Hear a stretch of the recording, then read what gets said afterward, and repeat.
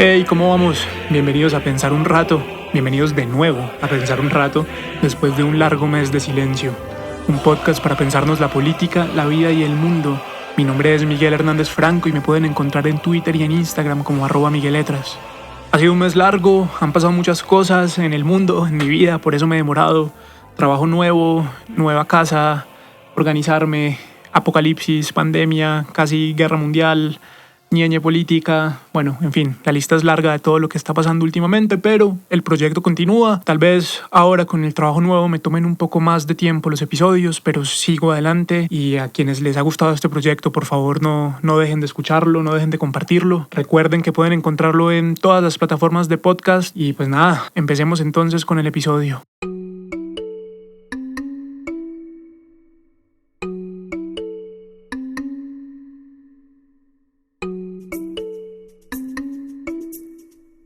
Este episodio es la tercera parte de la serie sobre la ideología. En él vamos a hablar, como dijimos en el episodio anterior, de los modelos económicos y de cómo los modelos económicos entran a ser parte de la discusión político-ideológica.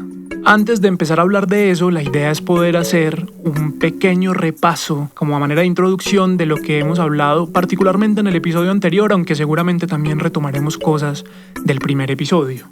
Esta introducción va a ser un poco más larga de lo usual, pero creo que es útil porque a partir de este momento el tema empieza a coger como nuevos niveles de complejidad y pues nada, es importante pensarlo bien. Entonces, en el episodio anterior retomamos el liberalismo político y dijimos que es el gran edificio en el que tienen lugar las batallas ideológicas de una sociedad. Y también pensamos la izquierda y la derecha. Lo pensamos como si fuera una milhoja, lo pensamos en capas y dijimos lo siguiente.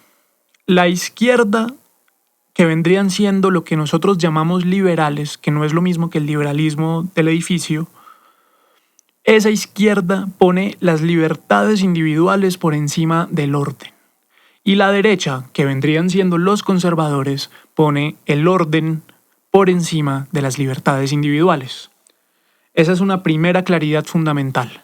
Una segunda cosa de la que hablamos es que la ideología, y cuando hablamos de la ideología nos referimos a las gafas, es decir, el modo de mirar el mundo y de querer que sea el mundo, es un espectro. Y en tanto espectro está lleno de matices. Y a partir de ahí nos quedan una serie de problemas que es importante tener en cuenta y que vamos a ir abordando a lo largo de la serie. Particularmente en este episodio nos vamos a centrar en uno, pero bueno, vamos por partes. Primer problema, la ubicación en el espectro. Uno suele ser más una cosa que otra, pero siempre tiene un poco de ambos. Y esto es importante, cuando hablamos de la ideología política, esto es importante porque nos empieza a plantear el problema de las emociones en la política. Vamos a hablar de esto más adelante. El segundo problema es la complejidad. Resulta que la política es un fenómeno tan complejo, tan lleno de cosas, tan lleno de hechos que ocurren simultáneamente y que tienen que ver unos con otros en mayor o menor grado, que no importa los conceptos que tratemos de utilizar para comprender ese fenómeno, siempre van a ser insuficientes. Y esto es importante porque nos plantea el problema del criterio político. Y por último, el tercer problema, que es el que vamos a tratar en este episodio, es el problema del modelo económico, que digamos es la pregunta por la organización y la administración de los recursos y la riqueza de una sociedad. O, para decirlo muy simplemente, son tres preguntas. ¿A quién le toca qué? ¿Y cuánto? ¿Y por qué? Y entonces, y antes de empezar el episodio, algunas advertencias. La primera y fundamental es que en este episodio vamos a hablar del trabajo y del pensamiento de Marx. ¿Por qué? Pues porque es imposible pensarnos los modelos económicos y la ideología política sin tener en cuenta ese trabajo. Es un trabajo que es profundo, que es riguroso, que es potente, bello y que sobre todo es imprescindible. Y de hecho hoy en día muchos grandes problemas que tenemos como sociedad, digamos que podemos entenderlos mucho mejor gracias al trabajo que hizo Marx. Y en ese sentido, algunas cosas que tenemos que dejar claras. Si a usted le gusta, aprecia, conoce y utiliza el pensamiento de Marx, ¿es guerrillero? ¿Es comunista? Necesariamente. ¿Es terrorista? ¿Es castrochavista? Mentiras, el castrochavismo no existe. Este episodio está estructurado alrededor de una pregunta. ¿Cómo entran los modelos económicos al pensamiento ideológico? Y para responder a esa pregunta, dividí el episodio en 2 partes. En la primera parte vamos a hablar de Marx y en la segunda vamos a utilizar lo que veamos en la primera parte sobre Marx para entender y tratar de responder la pregunta ¿cómo entran los modelos económicos al pensamiento ideológico? Y entonces, habiendo hecho estas claridades y luego de esta introducción un poco más larga de lo usual, vamos a la primera parte del episodio.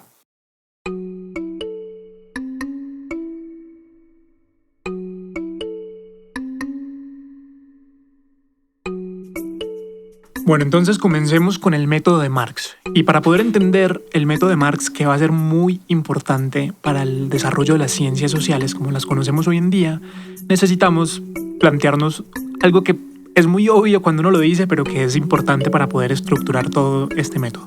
Pensemos en lo siguiente. Uno para vivir, nosotros para vivir, no solo para vivir, sino para vivir y seguir viviendo, necesitamos cosas. Eso suena muy obvio, pero no es tan obvio. ¿Qué cosas necesita uno para vivir? Comida, agua, calor, refugio, transporte, conocimiento. Necesita herramientas para transformar la materia prima, ya sea para cultivar la tierra, para construir casas, para elevar estructuras, para protegernos, para atacar. Necesitamos cosas. Pero resulta que nosotros no somos capaces de hacer todas esas cosas que necesitamos. Tal vez seamos buenos para algunas, pero sin duda no somos capaces de hacer todas. Y en ese sentido, es muy improbable que una sola persona sepa cultivar, construir casas, criar animales, cazar animales, conseguir agua potable, construir herramientas, bueno, en fin, todo lo que hay que saber para seguir viviendo.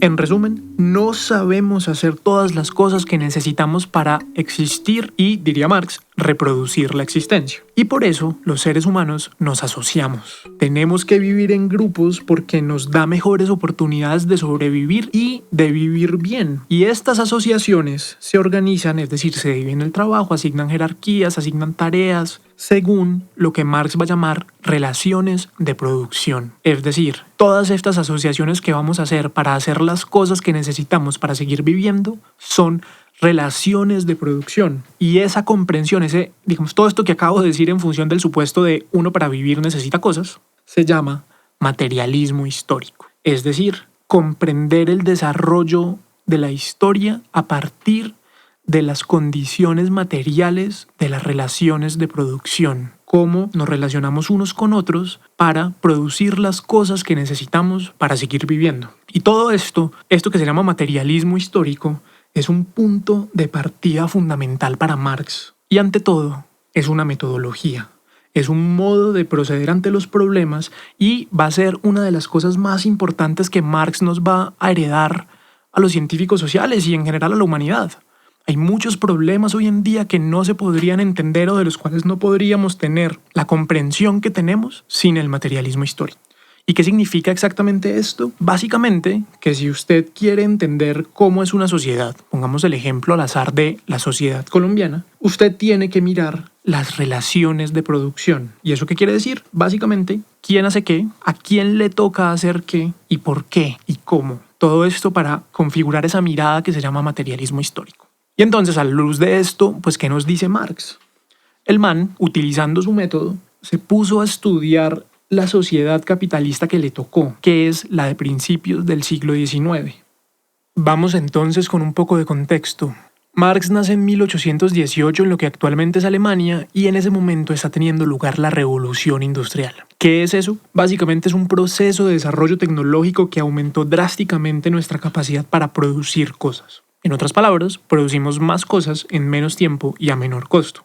Ese aumento en nuestra capacidad productiva se dio por los cambios materiales que hubo en las condiciones de producción. Y esos cambios materiales a su vez generaron un cambio en las relaciones de producción. ¿Por qué? Porque lo que se alteró radicalmente durante la revolución industrial es lo que Marx va a llamar los medios de producción, que es otro concepto importantísimo del pensamiento de Marx.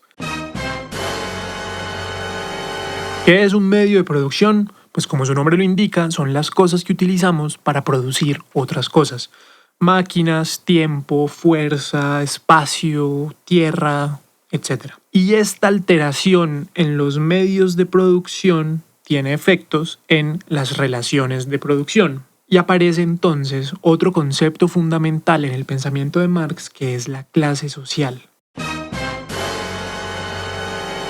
La clase social se crea en función de una oposición entre el grupo que posee los medios de producción y el grupo que no. Y en esta oposición que se va a dar aparece lo que Marx va a decir que es la historia de la humanidad, la lucha de clases. Para eso Marx va a poner un ejemplo, que es el ejemplo de las sociedades feudales, es decir, el periodo inmediatamente anterior al capitalismo, en términos económicos. En la sociedad feudal, ¿cuál es el medio de producción? La tierra.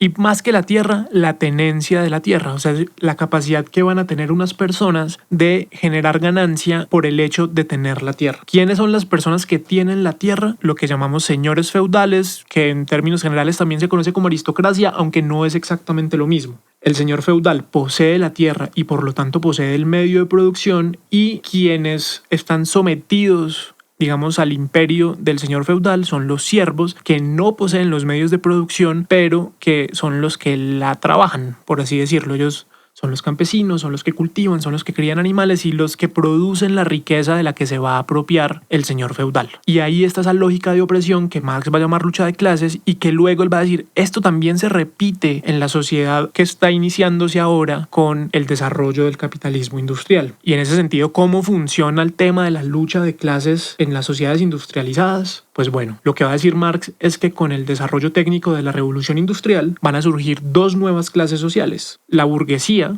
que es quien posee los medios de producción, y el proletariado, que es quien es explotado por la burguesía. ¿En qué consiste esta opresión? En una injusticia que es específica del capitalismo y que se va a decir que es como el secreto, lo que permite que se genere tanta riqueza en el capitalismo. ¿Cómo se llama esa vuelta? La plusvalía. ¿Qué es la plusvalía? Vamos a un ejemplo para tratar de entenderlo. Imaginémonos un obrero que hace zapatos. Ese obrero cada hora hace un par de zapatos. Cada par de zapatos se vende a 100.000 pesos. Lo que quiere decir que en un día laboral de 8 horas, ese obrero produce un valor de 800.000 pesos. Sin embargo, por cada día de trabajo, ese obrero recibe el salario mínimo, que en Colombia es aproximadamente 30.000 pesos, tal vez un poco más con todas las prestaciones. ¿Qué quiere decir eso? Con su fuerza de trabajo y sobre todo con su tiempo, ese obrero produjo 800.000 pesos, por los que recibe 30.000, es decir, el salario mínimo. ¿Y qué quiere decir esto? Que en aproximadamente un tercio de una hora de trabajo, el obrero ha producido el costo de su salario. Y esto es muy importante, sobre todo la parte del costo del salario. ¿Por qué? Porque el burgués, o sea, el dueño de los medios de producción, de la fábrica, de las máquinas para hacer zapatos, de los materiales, de las herramientas, se queda con el valor producido en 7 horas y 40 minutos de trabajo obrero, porque es que un tercio de una hora son 20 minutos. Basta con que el obrero hubiese trabajado 20 minutos para producir el equivalente del costo de su salario, que son 30.000 pesos. ¿Y por qué digo que es importante el tema del costo del salario? Porque el salario no es otra cosa que la retribución para la reproducción de la fuerza de trabajo.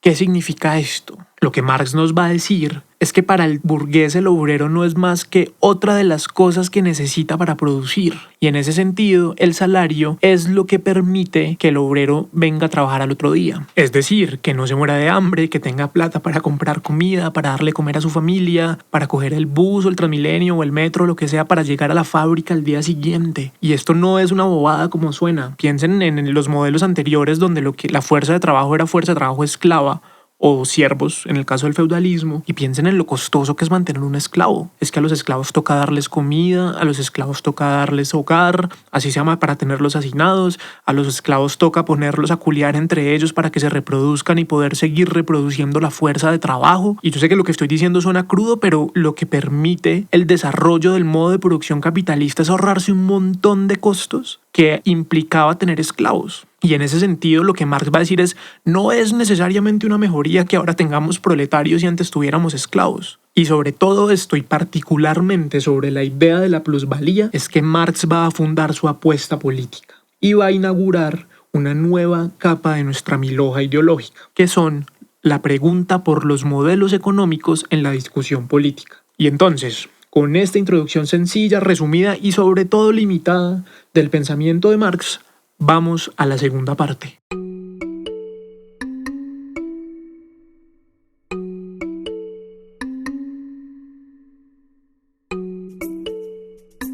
Básicamente Marx nos va a decir, oye, tenemos un problema. Resulta que por el modo en que están organizadas las sociedades según las relaciones de producción, se están generando unas lógicas de opresión. A partir de ese problema es que la pregunta por la economía entra en la discusión política e ideológica. Es político en tanto nos habla de lógicas de poder. ¿Cómo funciona esta vuelta? Básico.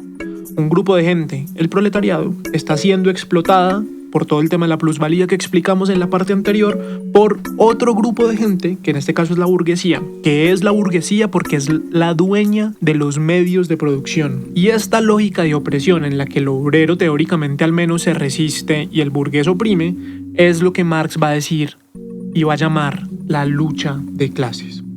¿Y por qué es importante esto en nuestra discusión sobre la ideología?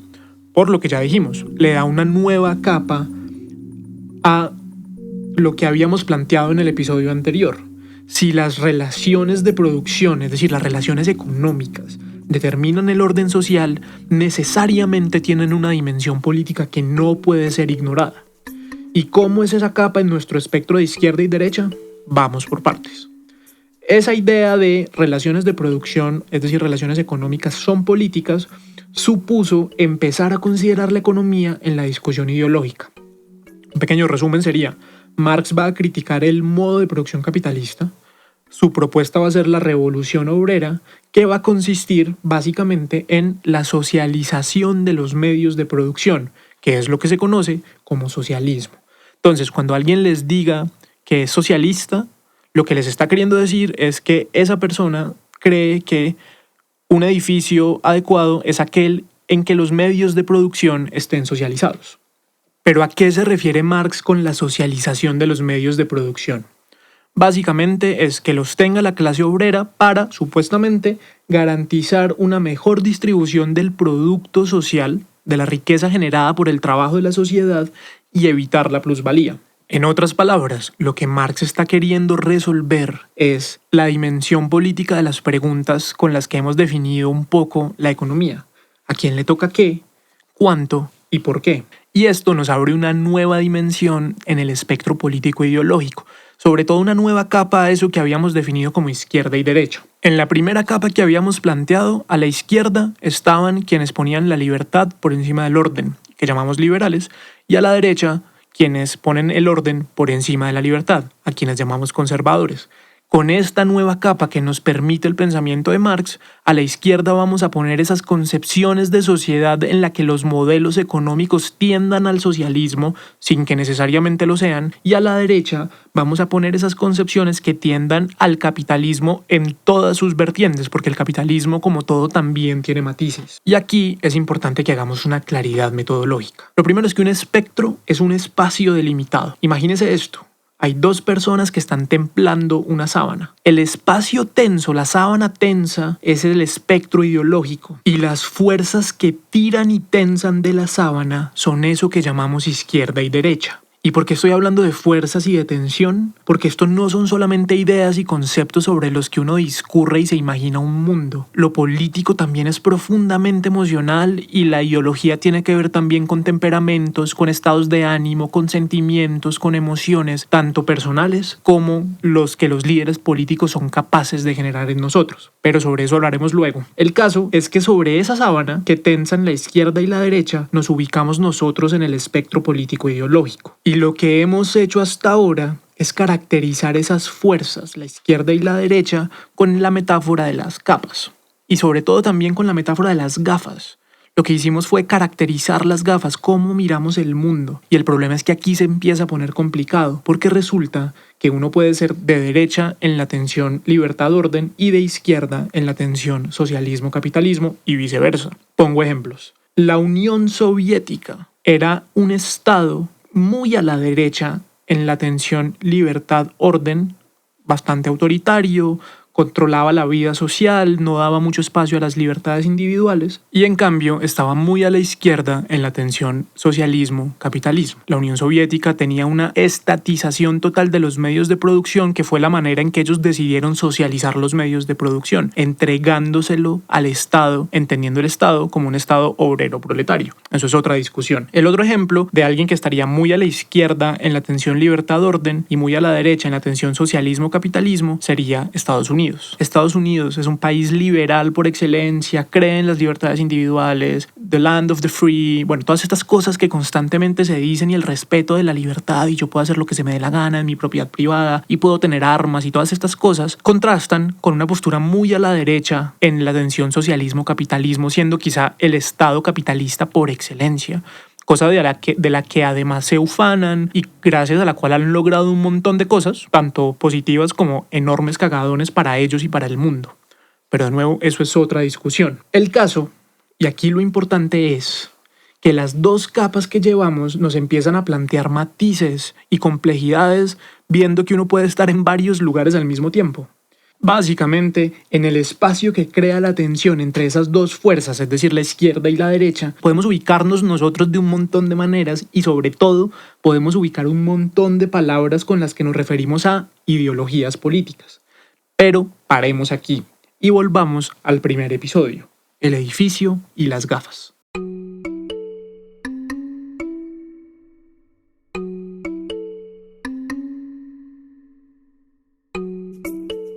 En los episodios 2 y 3 intentamos entender cómo se han conformado las gafas. Recuerden, las gafas son la manera de mirar y de comprender y de proceder con el mundo. Y también es cómo quisiéramos que fuera el edificio. Y todo eso depende de dónde nos paremos nosotros en el espectro, con la complejidad que implican las capas que ya hemos visto de la izquierda y la derecha.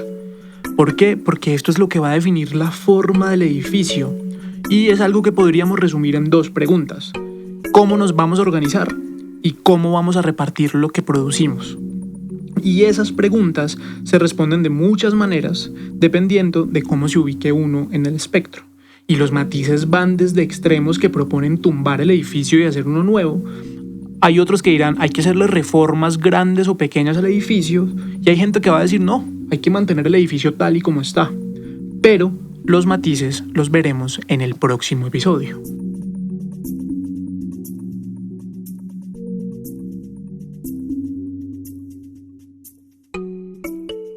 Y entonces, antes de terminar el que hasta ahora ha sido el episodio más largo de Pensar un Rato, vamos con algunas conclusiones. La primera corresponde pues a casi todos los episodios que ya hemos hecho al respecto de este tema, y es que pensar la ideología es algo complejo, es difícil. La ideología está llena de matices, de capas y tiene diferentes implicaciones en nuestra vida dependiendo de si es cómo miramos el mundo, es decir, las gafas, o si es el mundo en que habitamos, es decir, el edificio. La segunda conclusión es que no podemos pensar la ideología política sin tener en cuenta los modelos económicos y cómo los modelos económicos y las relaciones de producción influyen y determinan el orden social y nuestras vidas en general. Y en ese sentido, el trabajo de Marx es fundamental. Y entre todas las cosas que importan del trabajo de Marx, creo yo que la más importante es comprender el materialismo histórico. Es decir, la idea de que las relaciones de producción y las condiciones materiales de esas relaciones tienen una importancia política imprescindible. Y pongo un ejemplo muy sencillo. Si alguna de las personas que escucha este podcast tiene empleados, desde un empleado del servicio doméstico, un auxiliar si es profesional de la salud, un secretario, una secretaria, un enfermero, en fin, alguien que esté laboralmente subordinado a y de quien su salario dependa de ustedes, piensen en la relación de poder tan profunda que hay ahí. Piensen en lo mucho que esa persona está obligada a obedecerle si ustedes, por ejemplo, un día dijeran no les pago el salario, o le toca trabajar más tiempo si no lo he hecho, o todos los abusos que se cometen contra un trabajador y que fácilmente se pueden cometer cuando uno es el que pone la plata y cuando uno es el que paga el sueldo y cuando el otro depende del salario de uno para poder hacer un montón de cosas de las que depende su vida y probablemente la vida de otra gente que está a su cargo. Una cuarta conclusión es que el espectro político-ideológico es un espacio creado por la tensión entre dos fuerzas que comúnmente llamamos izquierda y derecha. En ese espectro nos ubicamos todos y también nos dice un poco cómo se está moviendo el mundo y cómo nos movemos nosotros en el mundo. Y eso nos lleva a la quinta y última conclusión, y es que todo esto que hemos venido discutiendo, todo esto que hemos venido pensando, no son solamente ideas. Pensar la ideología política es también preguntarnos por los sentimientos y las emociones que acompañan esas ideas y esas posturas políticas. ¿Por qué? Porque lo personal es político.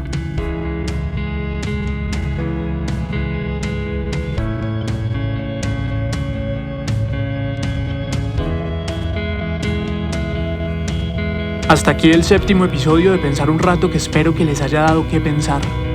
Este es el tercer episodio de nuestra serie sobre la ideología. Este podcast es un proyecto personal que necesita de ustedes para crecer, así que si les gustó, no dejen de compartirlo con sus familiares, con sus amigos y en sus redes. Recuerden que pueden encontrarlo en distintas plataformas de streaming como Spotify, Deezer, Castbox y Apple Podcast. Pueden dejar comentarios en Spreaker. Mi nombre es Miguel Hernández Franco y me pueden encontrar en Twitter y en Instagram como @MiguelLetras. También allá recibo sus comentarios, sus críticas y sus preguntas. Para todos una feliz cuarentena, cuídense mucho y nos oímos pronto.